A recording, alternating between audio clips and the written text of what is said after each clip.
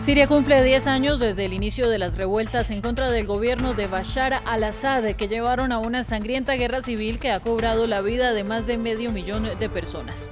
Una década después, hay 5,6 millones de refugiados y 6,7 millones de desplazados internos.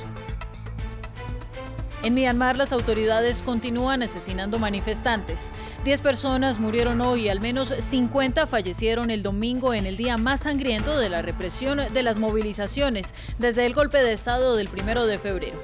Entre los desmanes del domingo hubo ataques contra 32 empresas chinas, lo que provocó la extensión de la ley marcial.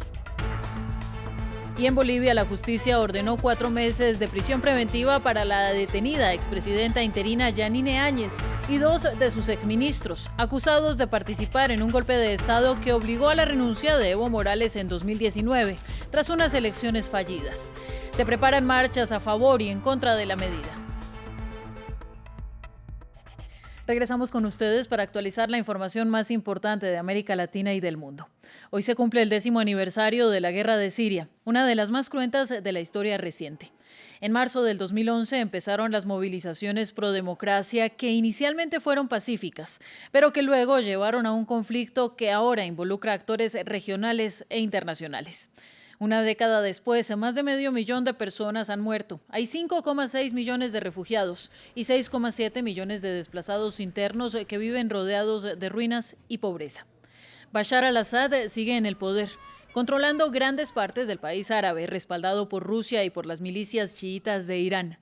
En Raqqa, una de las ciudades más golpeadas por la guerra, está nuestra enviada especial Catalina Gómez Ángel, con el reporte de cómo vive la población hoy, cada vez más sumida en la pobreza y con una economía colapsada. Siria entra a este aniversario, a los 10 años de guerra, en una situación muy preocupante para la población, especialmente a nivel económico, después de años de destrucción, de muertes, de que más de la mitad de la población tuvo que dejar sus hogares, muchos de ellos, casi 4 o 5 millones, fueron a vivir a otros países. Ahora la realidad es que los que se quedaron viven una gran crisis económica. En los últimos días la moneda local sigue devaluándose, los salarios ya no les alcanzan para nada, el poder de adquisición es mínimo, lo que lleva a mucha gente a buscar ayuda en organizaciones humanitarias, que son bastante escasas en el país, especialmente en esta ciudad como Raqqa. Hemos visto mucha gente, las familias más pobres, yendo a buscar comida porque no tienen con qué comprar, y cada momento se nos acercan a pedir empleo, a pedir ayuda, porque cada vez la población es más pobre, lo que preocupa a las autoridades, porque obviamente esto es caldo de cultivo para estas ideologías como grupos extremistas como el Estado Islámico, cuya ideología sigue presente en una ciudad como Raqqa, especialmente con esas células urbanas que pueden aparecer en cualquier momento. Vamos al análisis con Ariel González Levalli desde el Centro de Estudios Internacionales de la Universidad Católica Argentina. Buen día, señor Ariel, gracias por acompañarnos. Y algunos ya hablan de posguerra. Bashar al-Assad retomó el control de grandes áreas del país, pero Estados Unidos aún controla zonas petroleras y de producción de trigo. Turquía domina cerca de su frontera, eso sin contar los remanentes del Estado Islámico. ¿La guerra ya terminó? Buenos días, Ángela. Creo que todavía la guerra no ha terminado. Hay varias todavía enclaves, los cuales Assad todavía tiene que recuperar, tanto en Idlib como en el noreste, controlado por los sectores kurdos. Por lo tanto, creo que todavía, si bien estamos entrando en la fase final, afortunadamente, faltan una serie de pasos que tienen que ver con el arreglo institucional de la Siria de posguerra, el cual parece ser bastante desafiante, no solo por la intención de Bashar al-Assad de continuar en el poder, sino también por la gran complejidad de actores regionales e internacionales involucrados. Después de una década de guerra, no solamente se mantiene el dolor constante de la mayoría de la población que ha perdido a sus seres queridos, también está, Ariel, la angustia de una crisis económica que empeora. Los precios de los alimentos, el colapso de la moneda, la escasez de los servicios públicos y de la gasolina. ¿Cómo podrá Bashar al-Assad subsanar las consecuencias del conflicto que no logró sacarlo del poder? Bueno, creo que hoy en día Bashar al-Assad tiene dos desafíos importantes, además de, obviamente, las consecuencias del conflicto armado. El primero tiene que ver con, digamos, la expansión del COVID-19 entre la población. Eso está tensionando aún más el débil sistema de salud. Y en segundo lugar, digamos, las consecuencias económicas de una crisis que se desarrolla en un marco de una economía de guerra, una economía devastada.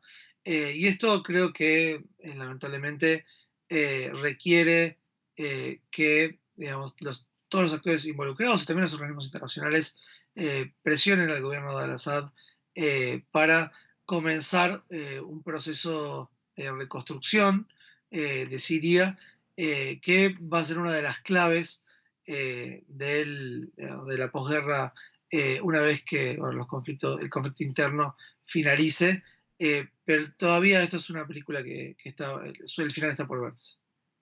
Y finalmente, más de la mitad de los ciudadanos fueron forzosamente desplazados del país. Miles de desaparecidos y más de medio millón de muertos. Pero la justicia no llega para ellos. Apenas hay una sentencia en el extranjero por crímenes de lesa humanidad. ¿Cómo podría acabar este estancamiento en la búsqueda de la reparación para la gente? Bueno, soy bastante escéptico en relación a que luego de este largo conflicto haya digamos, justicia, ¿no? Como lo vimos en otros conflictos armados como en la ex Yugoslavia o en Ruanda, porque aquí el sistema no ha caído, ¿no? Digamos, Bashar al-Assad y los principales componentes de las Fuerzas Armadas y de Seguridad siguen en el poder. Entonces, realmente va a ser muy difícil juzgar a digamos, un régimen que sigue en el poder y que seguramente, debido a que en definitiva, a pesar que está muy debilitado, ha triunfado en relación a los rebeldes, a los diferentes grupos. Por lo tanto, la verdad es muy difícil que esto lleve demasiados pasos más allá de lo que estamos viendo hasta ahora. Gracias a usted por sus impresiones. Y durante esta semana les entregaremos una serie de informes de los refugiados sirios en diferentes países. El informe de hoy es en Turquía, que comparte frontera con Siria y que acoge a cerca de 4 millones de refugiados, más que ningún otro país en el mundo. Entre ellos, muchos jóvenes que no se ven a futuro en su tierra natal y que están desilusionados por las promesas rotas de la revolución. Esta es la historia de Ola en Estambul. Me llamo Ola Dawarsi. Vengo de Damasco. Tengo 26 años. Llegué a Turquía en marzo de 2015. Ola trata de llevar la vida de cualquier joven de su edad. Actualmente, esta estudiante que sueña con ser arquitecta del paisaje está grabando un video para los cerca de 20.000 inscritos a su cuenta de YouTube. Aquí puedo pensar en mí, hacer cosas para mí, cosas que me gustan y que eran difíciles de realizar en Siria. Por ejemplo, tengo mi cuenta de videos en YouTube. Me hace falta mi casa, mi hermana, mis amigos, mi familia. Todos están allá. No tengo televisión y no veo noticias. Cuando quiero saber qué está pasando en Siria, le pregunto a mi hermana o a mis amigos. Trato de mantener la distancia porque cuando hablan de Siria en la televisión me siento mal, me siento triste. ¿Tiene esperanzas para Siria? No. ¿Que sí creo que la situación va a mejorar? No. Ni me lo pregunto ni lo pienso tampoco. Ola fue escogida para participar en un cortometraje que cuenta la historia de una Siria que se adapta a un nuevo país. Aquí la gente tiene prejuicios muy arraigados en contra de los sirios. Por ejemplo, cuando voy a visitar un apartamento, la gente me ve, se da cuenta de que soy una persona de bien, pero no me lo quieren arrendar porque soy siria. No quiero volver a Siria porque allá no podría cumplir mis sueños. Mi país es incapaz de asegurar lo mínimo necesario para sus habitantes. Si no hubiera habido guerra, mi vida habría sido tan diferente. Creo que me habría conformado con una vida sencilla, sin peligros, sin miedo hacia el futuro. Myanmar vivió el fin de semana más sangriento desde el golpe de Estado. Al menos 50 personas murieron en las calles y este lunes ya son 6 muertos a manos de las fuerzas de seguridad. Entre los desmanes del domingo hubo ataques incendiarios contra 32 empresas financiadas por China en este país, que hicieron que los militares extendieran la ley marcial en Rangún. Un completo caos en las calles de Rangún se desató cuando las fuerzas de seguridad abrieron fuego contra los manifestantes, resultando en uno de los días más violentos de manifestaciones desde que comenzó el golpe militar en Myanmar. A última hora del domingo, los medios estatales anunciaron que el ejército había declarado la ley marcial en 2 municipios de Rangún. El Consejo de Administración del Estado otorga al comandante regional de Rangún el poder administrativo y judicial de ley marcial sobre 2 municipios en la región de Rangún, lo que le permite al mando militar de la región hacer cumplir la seguridad, hacer cumplir el Estado de Derecho y garantizar la tranquilidad de manera más eficaz. La medida se produjo después de que China le pidiera a Myanmar que protegiera los intereses y a las personas de su nación, luego de que algunas de sus fábricas fueran incendiadas por desconocidos. Muchos manifestantes creen que China está brindando apoyo a la junta militar. La represión por parte de las fuerzas de seguridad ha dejado decenas de manifestantes muertos desde el derrocamiento del gobierno elegido democráticamente, y se estima que más de 2.000 personas han sido detenidas. Tenemos que luchar por nuestro futuro, no acepto el golpe militar, a veces corremos y nos escondemos de la violencia, una vez más me arrestaron, pero la gente vino a ayudarme y a escapar de las fuerzas de seguridad y fui liberada. No quiero vivir bajo la junta militar, por eso salgo a la calle, aunque tenga miedo, lucharemos juntos contra los militares. El aumento de la violencia se produce después de que los manifestantes políticos derrocados por el golpe prometieran continuar lo que llamaron la revolución, haciendo eco de los llamados del movimiento de protesta a favor de una democracia federal, que otorgue a los grupos étnicos minoritarios un papel crucial en el gobierno de Myanmar. El más reciente informe entregado por la Asociación para la Asistencia de Presos Políticos sobre el número de muertes a consecuencia de los actos de represión señala que al menos 125 personas han fallecido desde el inicio de las manifestaciones.